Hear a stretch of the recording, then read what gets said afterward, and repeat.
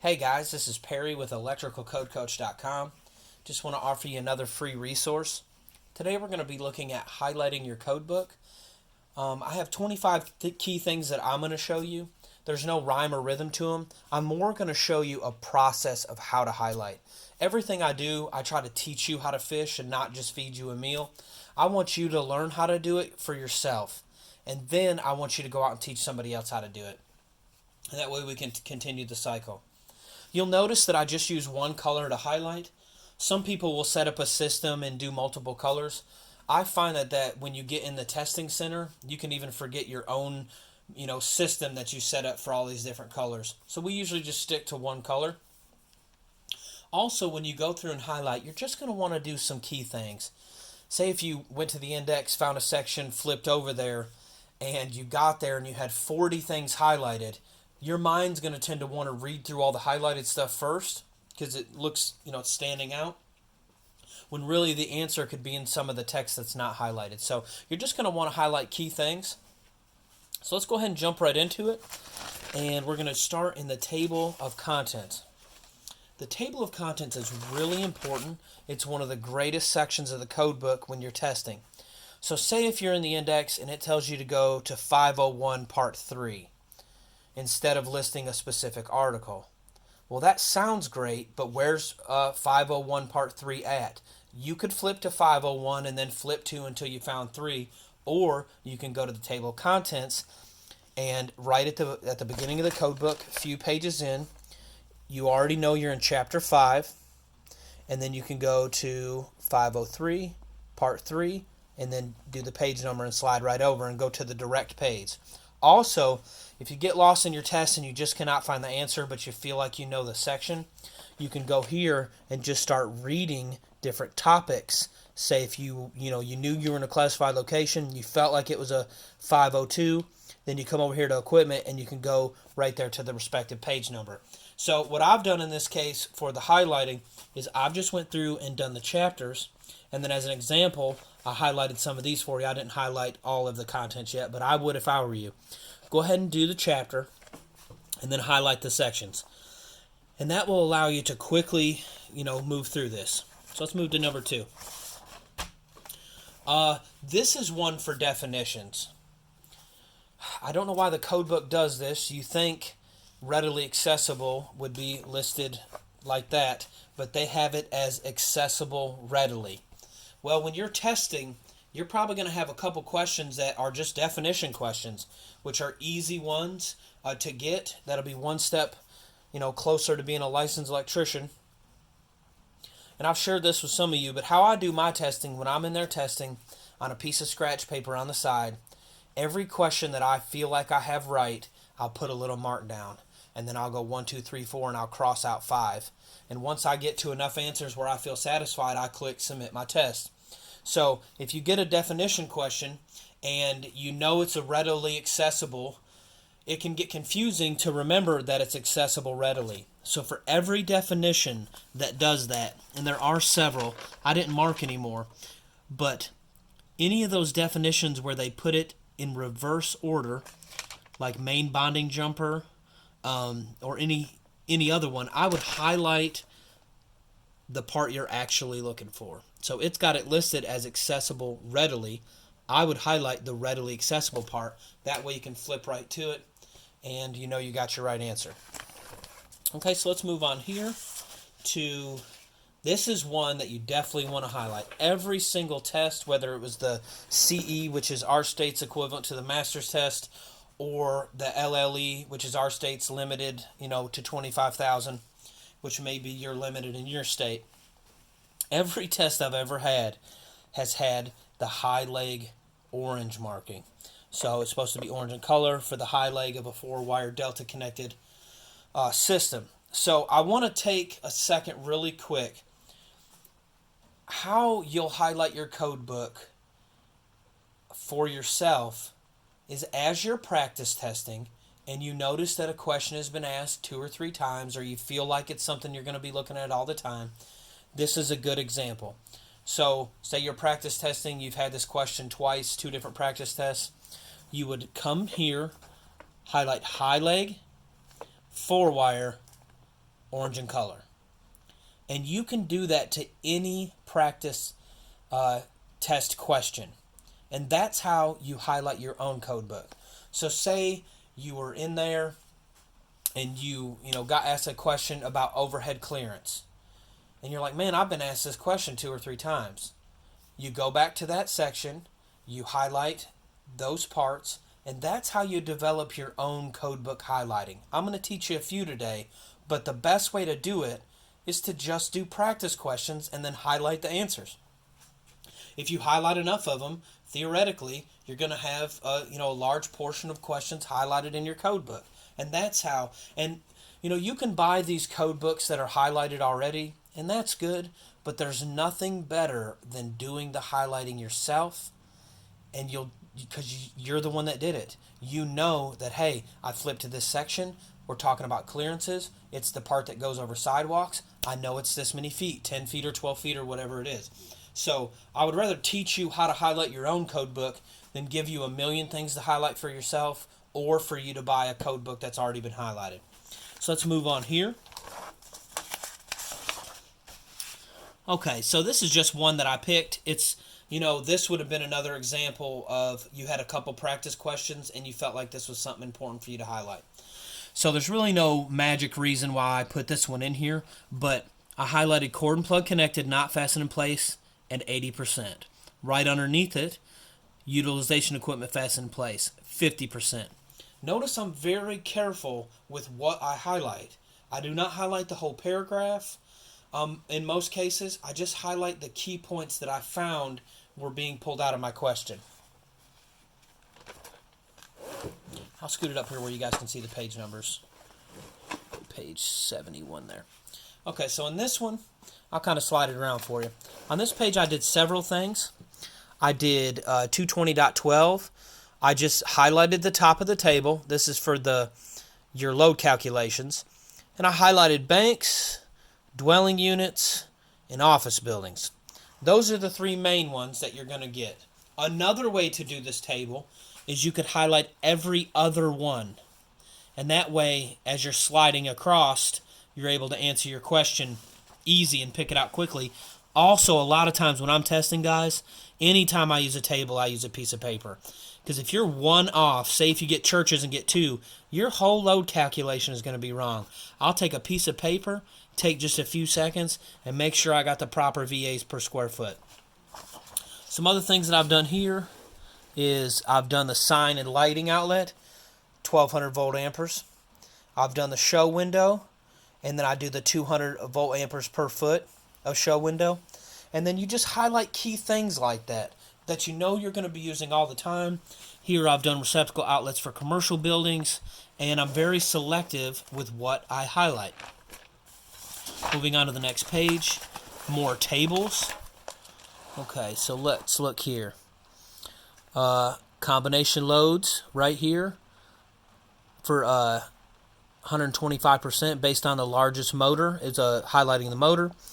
And then feeder and service calculations, I did the whole section, so I knew when I was flipping that I was not in the optional method section. Did the show window lighting, track lighting, did my table here. I just did the headings because they've got pretty good dividers right here, okay? And that's going to keep me from, making a mistake. On the bottom here, I did the demand factors for non-dwelling unit receptacle loads. You can do what you feel like you use the most. A table like this would be a good candidate to highlight every other one on both of these sections. So you'd highlight 1 through 4 and 100. You'd highlight 6 and 75. And that way you can keep them separate so you can be just that much quicker in your exam. Right here's a really important one. I did appliance loads in the 75% rule. I did the electric ranges at 5,000 watts. That way, when I'm in there, there's so many codes to remember. I've got the key things highlighted. So moving on here, I did the demand factors for kitchens and other dwelling units. I also did some key things inside underneath my range table. I did some of the notes are really good to highlight when you're highlighting. So we did... this is for over 12 kW through 27, and then if you're exceeding 8.5 kW through 27, and then so on and so forth. You'll find what you need to highlight. I do, when I'm doing my load calculations, want to differentiate in between the standard method and the optional method. So from this point on, I'm dealing with optional method. I've also highlighted the main bold headings here, so if I need to quickly do an air or an existing dwelling unit, I can do that. Alright, moving on here. I did the festoon lighting. I've had several exams that have questioned me on festoon lighting, so I highlighted that. Okay, I just did the 12 gauge wire, the spans exceeding 40 foot, and that you would need a messenger wire. So that's just what I found important. Also on this other page here, on page 78, I did the method for calculating farm loads in other than dwelling units. So you'll find what works for you. Like I said, this is not an all-inclusive list. I just wanted to show you guys a method for highlighting more than I did specific things. Okay, so overhead service conductors, you're going to want to highlight that for sure. Highlight the bold headings here, above roofs, vertical clearances. You know you're going to want to mark the 10 foot, the 12 foot. Flip over a page. You're going to want to mark, see my code book's ripped. This one gets used heavily. You're going to want to mark the 15, the 18, the 24 and a half. Your point of attachment at 10 foot. So those are just key things. Those are questions that I've been asked a million times. So I go ahead and highlight them, and that way I know where to go. Alright, so we got service conductors with higher voltages. Orange in color, another question. Okay. Suitable for use as service equipment, that's another good one. Maximum number of disconnects, not more than 6. That's, highly likely you're going to be asked a question like that. And occasionally I will highlight a whole section. That means it's really important. For whatever reason, I've highlighted the whole thing. And, I just use that very rarely. Usually I'll just point out key things like I did up here. Alright, moving on. We've got overcurrent. You definitely want to do this one. We are on page 94. Overcurrent rated 800 amps or less. Also, overcurrent rated over 800 amps. These are just sections that you're going to want to do. You're definitely going to want to do your 12 to 20, your 10 to 30. And then moving over here, I just did the whole table. Now, you could highlight every other one, or you could highlight every other row. I just did the whole table. It's easiest for me. It's not really a complicated table, but it's a very important table. So when I'm flipping, I've got 3 minutes per question. I've got to be fast.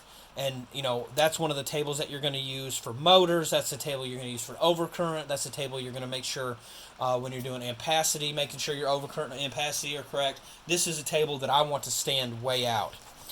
So moving on. I did some tap conductor stuff. We're on page 96. I just did the headings here. That way I know if I'm dealing with a 25-foot tap or a 10-foot long tap. You may get just a simple question, what's the spec for, this tap if it's outdoors? Can it be unlimited length? And that the tap conductors, must be certain sizes. So just kind of go through as you're practice testing. If something's popping up or seems important to you, go ahead and highlight it. Okay, let's go ahead and move on. Soon we're going to be getting to some tables. Okay, so when you get into grounding and bonding, I like to go through and do the type of electrode and how many feet are involved. Because that's usually what's going to be asked, is a length or, some key number or size. And I'll go through, so the concrete case electrode, 20 foot in length, 4 gauge wire. And that is the key to highlighting, is just being selective with what you highlight. Okay, plate electrode, 2 square foot, metal underground piping systems cannot be. So I've highlighted the uses not permitted and the few key things that are there. So I did supplemental, 6 gauge, rod and plate, 45 degrees, 30 inches. And these are just questions you could be asked, and that's a quick way to get to them. Okay, moving on. And this is one you really want to pay attention. So what I've done here is I've highlighted the top of the table. This is 250.102C1. And in this table, you have to pay attention on the left-hand side, the left two columns, what wire the question is specifying for the service conductors. And then you have to be careful what type of wire it's asking the actual grounding conductor, or the main bonding jumper in this case. So if you had copper service conductors and it wanted an aluminum bonding jumper, you just have to be very careful that you select from the right columns. So what I do is highlight the left side, or the copper on the left side yellow, and then highlight the copper for the size of the conductor yellow as well. That way I know I'm dealing with copper if it's highlighted. And you can do your highlights a little bit better. I kind of quickly highlighted this code book just to show you guys. You can square them off and make them nice and neat, make it easier on you. I just went through there and did this real quick. But so you know that if you would have a copper service conductor and you needed an aluminum bonding jumper, you would do highlighted on the left and not highlighted on the right. So it'll just help you differentiate between the copper and the aluminum, because you have to be really careful. They'll often put aluminum service conductors and want a copper bonding jumper or grounding electrode, or whatever. You're going to want to do that to tables 250.66. You're going to want to do that to table 250.122. And that's just going to allow you to differentiate between the copper and aluminum. Okay, you can cross out some tables. That's a good example. This is, I think I've got some other highlighted stuff that I really wanted to show you guys here first. I would definitely highlight my temperature correction table, okay? And I've made this very selective with what I've highlighted. I've done Celsius, so I make sure if the question is asking for temperature change in Celsius, I'm over here. I've also highlighted the 90-degree column only. 99% of the time, your adjustment is going to be from the 90 C. So, and I've highlighted the Fahrenheit. So if the question says there's 105 temperature, I know that I'm over here at Fahrenheit, 105 Fahrenheit, and then all I do is select the adjustment, or excuse me, the correction in this case. Bundling adjustment will be next. I select the temperature correction factor from the 90. I'm not even going to fool with these two columns 99.9% of the time. So if it asks me 16 degrees Celsius, I know that I'd slide over and I would select from the 90 degree C column. That's going to make that easier to use. I crossed out this table. I've thought about submitting a code change that says, hey, this is a table we never use. This little table is one we use all the time. Why not give us the space for the big one? But that may be later on down the road. Okay, this is the adjustment factors for more than 3 current carrying conductors. I've highlighted number of conductors, and I've highlighted this. Another way to highlight this table is to do every other one. So you do 4 through 6 and 80%. Oh, that's how I've done this one. They're just bigger marks. It was hard to see. I've done every other one. That way, I slide across. I know if it's highlighted, I can skip every other one. It's easier for me to read the table. Sorry, that was a bigger highlighter that I used. It was just hard to see. I also did the 83% rule. I would definitely highlight the 83% as well. I just missed it. But you have 100, 400 amps, 83%. 100, 400 amps, 83%. It wouldn't hurt to do service and feeder as well. I'll add that in on my code book. But I would do service, 100, 400, feeder, 100, 400, and then do 83% on both, and that way you can keep your mind on track. I believe that in the 2020 code book, they brought back the easy-to-use table that I don't know why they took it out, but they did, to where you can just have a little cheater table for the 83% rule. I crossed out this table. You're likely not going to use it. This is 310.15b16, and I just was very selective with what I highlighted. All I need to know is I go ahead and highlight the whole top, and that is the main ampacity table that I'm using, so I know if it's highlighted, I can go ahead and rock and roll. I highlighted copper, and I highlighted aluminum, and I put a divider in between them. As long as I'm selecting from the right side when the time comes, I'm good to go. Okay, so let's move on here. We're going to do a jump to the back. There may be many more things that you want to highlight. I'm more teaching you guys how to highlight and how to be selective in what you highlight, and then showing you a few key ones that I like. But this is not, some master list of everything you should highlight. I really just want to teach you guys. So we are in Chapter 9, Table 4. And this is what I've done to every single one of these. Most of the time, it's going to be over 2 wires, and you're always going to be using the inches squared. We're dealing with the area.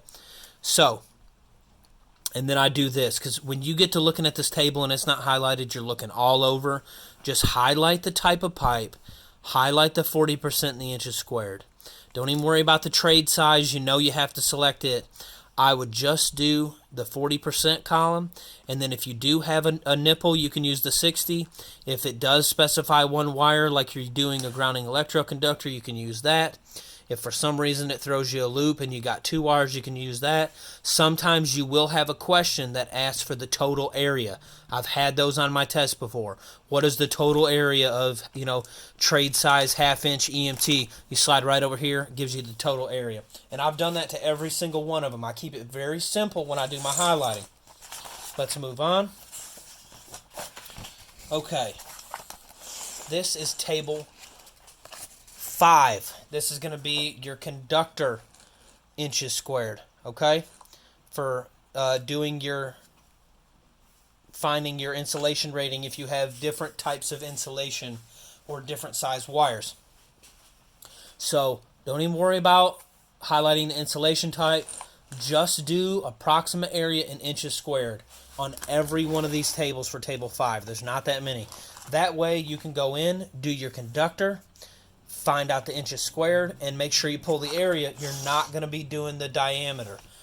I have seen a question before that asked me the diameter of a wire. It's right here in table 5. So you can go in there and do it. I would just highlight the things that you're going to be using most often for your test. Okay. Here's Annex C.